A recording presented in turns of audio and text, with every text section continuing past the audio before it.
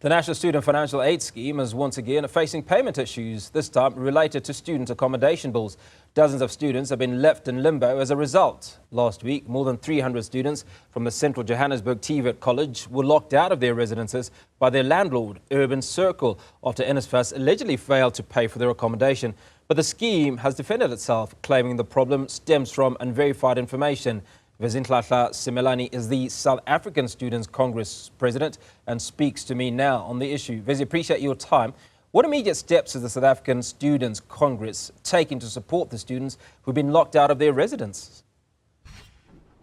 Thanks very much for having us. Good day to you and good day to our listeners at home. Just to try to answer your question directly. Earlier this morning, I was engaging with our structures in Gauteng province, our PC, to say how far they've gone in terms of assisting those students. The report that we have received from them is that they try to move some students to another building where the landlords that they have taken to students, they have been able to accept them. So we do believe that even that building that they've been moved to is a building that is registered, accredited by NSFAS, so that at the end of the day, you don't have the very same issues that we've encountered as our students. But also, this situation comes after we have met with the new administrator last week in Cape Town, where he gave us his plan in terms of how then the things that are going to make a good general strategy in terms of addressing issues with NSFAS. So what we are seeing today is something that we have never expected. So we are calling upon for NSFAS to speed up the process, because when I read their communique regarding this matter, they are saying that some of the landlords have been accommodating students and those students have not been verified. So in our view, we think that NSFAS must fast-track its processes, because you can't have a student who has been registered by an institution, but at the same time, the NSFAS have not verified that's what in terms of accommodation. But the registration of a student must go concurrently with accommodation. So there's nothing that must be left behind. When you register as a student, at the same time, you must confirm the issue of accommodation. So NSFAS need to ensure that they verify students, allocate students to a building that they've accredited themselves on their end. Vezi, walk us through your conversation with the new administrator of NSFAS. You said you met with him last week in Cape Town. There are obviously expectations, assurances, I'd imagine, were made, and demands that you would have put across. Yes, indeed. There were two fundamental issues that we discussed with the administrator. The first issue is the issue of allowances. That you know that at some point, there were 4 companies that were appointed by NSFAS to distribute those allowances, whom later on we realized that there are some challenges at those 4 companies, and we called upon for the removal of those companies. So far, we're told that as part of intervention, FNB has been able to take over the process, but also they're also going to finalize their processes in terms of appointing officially now companies who are going to distribute those resources. But in the meantime, because that intervention is directed to students who are coming from TVET colleges, but on universities, what they've done, they've allowed universities to distribute. So on universities, they just pay universities direct, and then universities distribute to students on their own. And then on TVET colleges, FNB, according to their briefings, that FNB has been paying, and they're still going to pay. And they also promised that by the end of, I think from now up until 8 months, that is 2 months, you'll be able to finalize the process of appointing officially now distributors that will be able to distribute those allowances. But also, there's an issue on the very same matter that Isaac has been taking them into court, and apparently they've won the court case that they are the ones who have been appointed by NSFAS to distribute. But at the same time, there's that kind of intervention. To move on the question of accommodation that we are discussing now, you will know that the current systems that NSFAS has introduced, especially on TVET colleges, because universities, it's much better than TVET colleges, because they're using their old system. So the main problem that we're having is on TVET colleges. So according to our discussion with the administrator, is that they are doing all things that they need to do in order to ensure that there are no students who are not accommodated. And that is our plea to them to say, when you are busy, for instance, now the students are returning on their campuses, civil colleges are registering. When you register a student at a civil college, you don't have to wait for a week or so, or 2 weeks for a student to be accommodated in any residence.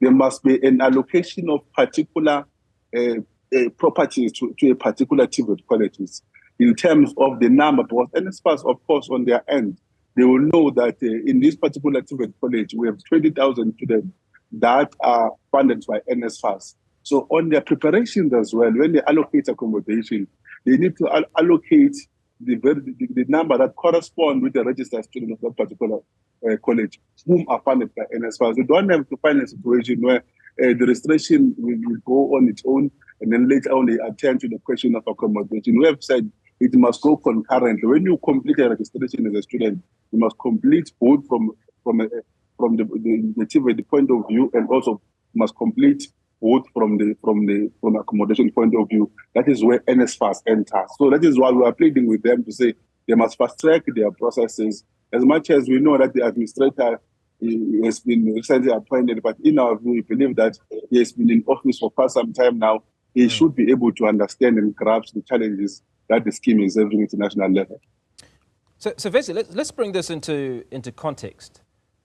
One of the institutions that provides accommodation that is owed money by NSFAS is owed money to the tune of 5 million rand or thereabouts.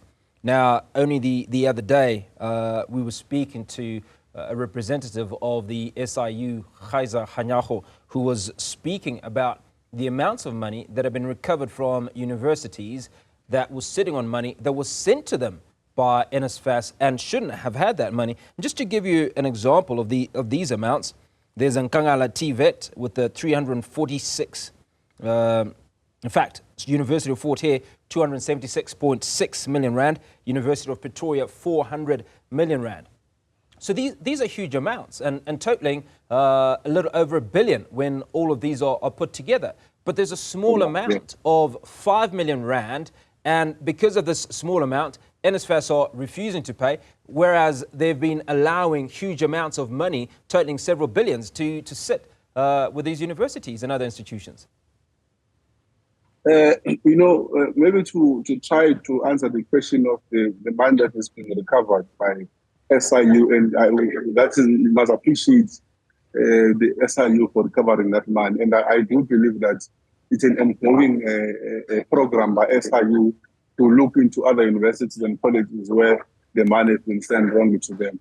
To try and also to be specific on the matter, I think, one of the reasons why we have said as an organization that NSFAS, we want NSFAS to be involved in accommodation.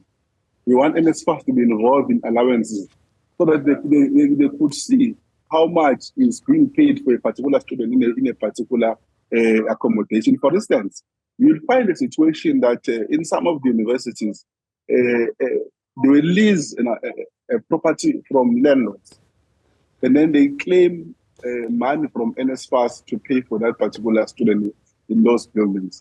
But the amount that they pay to landlord is less than what they claim from NSFAS. And there was no accountability in that process.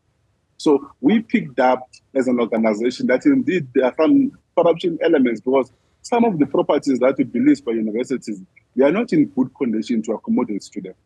They will then do their own shenanigans so that they can try and suck the money from the scheme. So that is why we said NSFAS must be able to zoom into this issue. That is why today you have monies that are being, SIU is also helping us to ensure that they retrieve those monies.